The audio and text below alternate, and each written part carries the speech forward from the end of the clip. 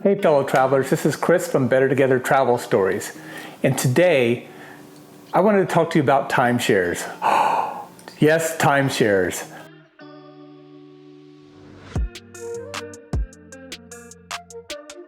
The scourge of the travel industry for many. I know a lot of you have probably heard horror stories. Perhaps you've had your own of experiences with timeshares, either owning one or going to a presentation to view one.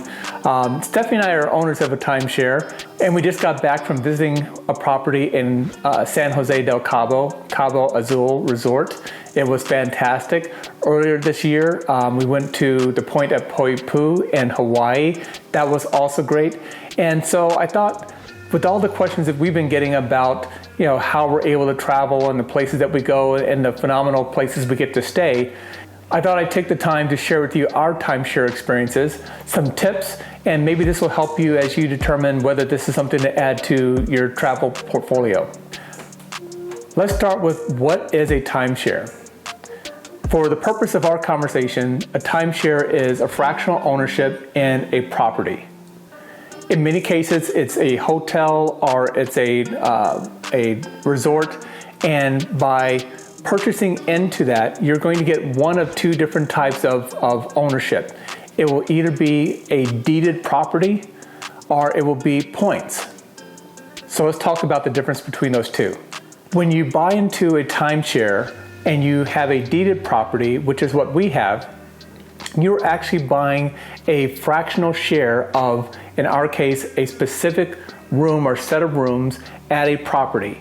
I actually do have a document, it's an actual deed that says, for the Mystics Dunes property, here is the actual rooms that we have a fractional ownership of. It's a 3-bedroom, 3-bath lock-off, which means that we have a 2-bedroom side with 2 baths, and we have a 1-bedroom side with 1 bath, and they have a connecting door, which means that we can have all the entire 3 bedrooms, 3 baths used, or as I'll talk about a little bit later, we can actually split that and just use the 2-bedroom side or use the 1-bedroom side. With a points system, you are buying into a set of points that represents a percentage or a fractional share of the entirety of the properties available to that timeshare community or that timeshare company. A significant difference here is that you do not have rights or an ownership of a particular property. Instead, your points are able to be redeemed for a stay in a property as part of the timeshare family. Now, typically when you buy into the points, you're buying points that are specific to a property and a room in that property. So you have a sense of, these points equate to my being able to stay at this South Carolina Oceanside resort for 1 week. But those points can be transferred or be used across any of the properties. In our case, not only do we have a deeded right to a fractional share of a specific room at Mystic Dunes, it is for a specific period of time. It's a week in February. So every year we decide whether or not we want to use our property and whether we want to use it within our designated week. If not, it becomes part of the inventory that's made available to other owners within our timeshare community, or available to people to rent as part of hotel packages, whether it be Expedia, Hotels.com, and others. As I mentioned earlier, ours is a deeded property, and there's a lot of benefits that come from that. Like I mentioned, we know every year, the second week of February, we can go and stay at our property for a total of 7 nights, usually leaving on a Saturday, arriving on a Saturday and leaving on a Saturday. And that's a very defined benefit that we have every year. Because of that, if we want to stay someplace else, we can what's called bank our property and say we don't want to use it this week. We may decide that we want to use it later in the year. And if so, we'll actually go and reserve a place at one of the other properties that are part of our timeshare community, we're actually part of Diamond Resorts, which was just bought by Hilton Grand Vacations. So we can use our deeded rights to stay someplace else. But in the case of points, you don't have a specific you may not have a specific property nor a specific date range that you can use. So instead, you'll go on to typically the website and you'll select one of the available properties that can be used with the points that you have. Or like with my property, you can say, I only want to use a portion of my points, maybe because you have points that are enough for a one-bedroom place, but you only want a studio for a short stay. And instead of staying the entire 7 nights, you only want to stay for 3 nights. So there is flexibility in both, but the deeded property does give you a permanence of knowing every year you have a property that you can go to for a specific time of the year. And many people like that. In fact, there are some people that they'll actually buy multiple shares, particularly of deeded properties or of points, and they'll actually use that to stay. I've heard of people staying, upwards of 5 weeks at a given property, and that's part of either their travel planning or their retirement. Now, one of the downsides to points, and this is something that many people either explicitly or implicitly are concerned about, is the idea that if I buy a set of points, let's say 30,000 points in 2021, let's say, and those points I bought were specifically enough for me to stay at this particular property for 1 week in a one-bedroom place that has a view of the ocean. Well, 2 or 3 years from now, and in fact, let's take a step back. Let's say also that you could use those points and stay not only at Myrtle Beach, but you could also use them down in Orlando, or you could use them in San Diego. Those points were enough points to stay at several locations. Well, you may find out 2 or 3 years from now that the value of those other properties have increased, such that while that 30,000 points is still enough for you to stay at your local, your home property, there are not enough points to stay at these other locations. It may now take 35,000 points or 40,000 points. And so you do lose some ability to be able to associate a real value to those points with the ability to have the freedom of the properties that you want to stay at. In our case, knowing that we have a 3-bedroom, 3-bath, it is one of the higher tiered properties, and so we know that any place that we stay at is going to be equal to or less than our property, except for just a handful. And in those cases, it's very easy. We pay, I believe, an additional $175 to stay at, say, a tier 6. That is what we did to be able to stay in a 2-bedroom, 2-bath, oceanfront at the point at Poipu, and that's what we use to stay in a 1-bedroom suite with the ocean view at Cabo Azul. And so those are a little bit of the differences between the two. We prefer that the comfort of having a deeded property that we can go and use and have some level of easily understanding the value of that as time goes on. Something else to be aware of when you're thinking between points and a deeded property is that with the deeded property, as I mentioned earlier, that is the property that we are paying towards. So if you're buying a timeshare directly from the timeshare company, you'll typically pay an upfront cost. Very similar to if you're making a down payment on a home. But each year after that, you're going to be paying the fees. And those fees are typically maintenance, taxes, and HOA fees. Those fees are what typically people think about that may ebb and flow based upon one of two things. Either there's typical upkeep, like with any type of home that needs to happen. There may be increases in taxes, and those are spread across all the owners of that particular property. In the case of points, your points are in a totality of all the points for all the properties. And so you may find yourself in a situation where the number of points that you have are not able to get you into some of the other properties. And the reason why is that the value of your points, it hasn't risen to the same value of the property, either because of repairs that had to be done or other expenses. One of the other things to think about with owning a timeshare, and this is specific to the deeded properties, is that while we can go to any property that we choose to, we're only paying for the fees related to our property. So we've been very fortunate being down in Orlando, our property has had relatively little maintenance. They did some upgrades over the past few years to replace and upgrade the furniture and TVs and things like that. But we've not had, say, tropical storms and other natural things that go on with the weather that would cause significant upgrade or maintenance of the property. For individuals that own those properties, all that cost gets attributed back to them and onto their fees.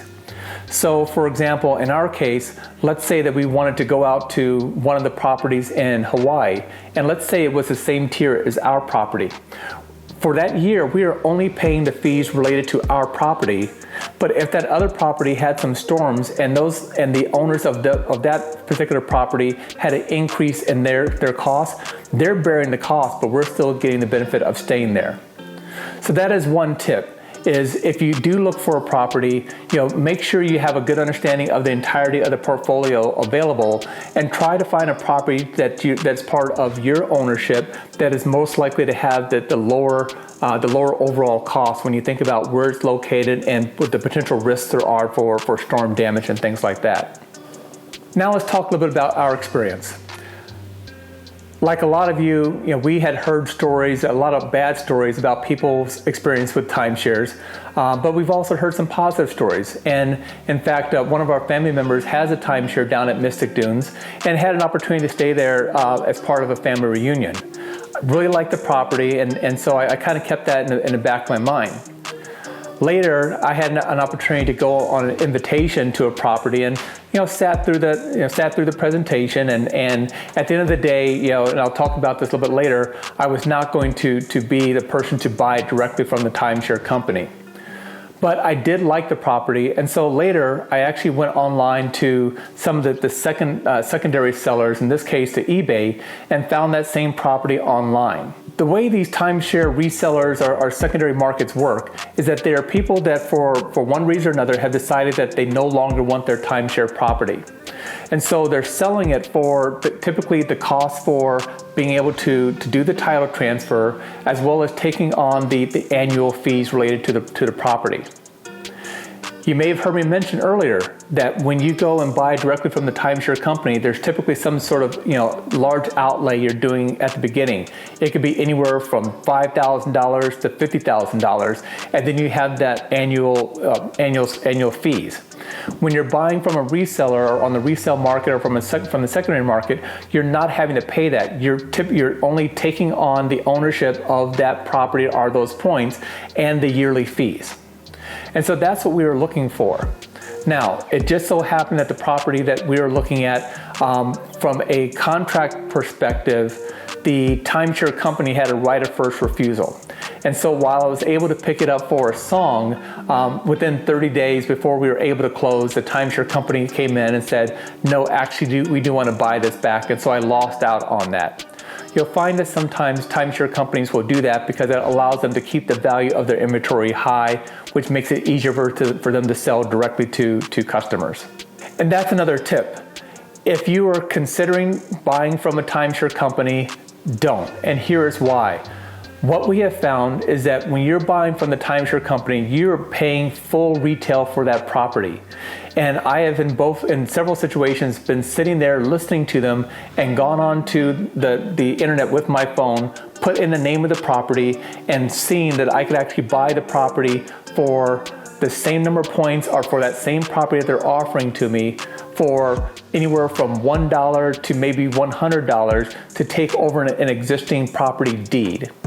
So keep that in mind, that once you walk out the door, it's actually worse than buying a car, where they tell you once you drive it off the lot, it's already started to depreciate.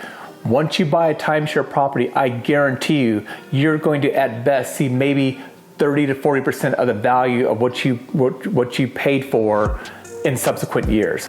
And so that's what we did. We found a property that we really liked down there at Mystic Dunes, and we're able to get it for, I believe, just I think it was $1 or $5. And that was the cost that the individuals who owned it just wanted to get out of it. They were going to a different stage of their life, and they had this 3-bedroom, 3-bath that they did not need anymore. We did our research and knew that the cost to stay in a 3-bedroom, 3-bath resort in the Orlando area was actually more than what it would cost us annually for our property. And we had looked at the entirety of the portfolio of properties available, in this case from Diamond Resorts, and felt really happy that there were a lot of options literally around the world that we could choose from on a yearly basis.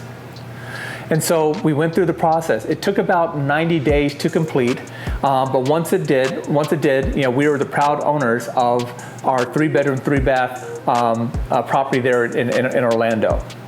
Now you may ask the question, well, why own a timeshare in one location? Don't you feel you're going to be kind of constrained to just going to that location? Well, truth be told, for the 4 or 5 years that we've owned the property, we've actually only stayed there once.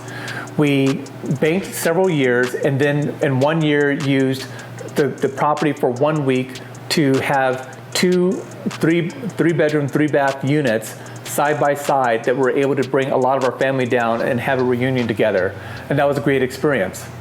We've also gifted it to family members for a week, and we've also used it, as I mentioned earlier, to stay at other properties. So in our case, it's an investment in a community of properties.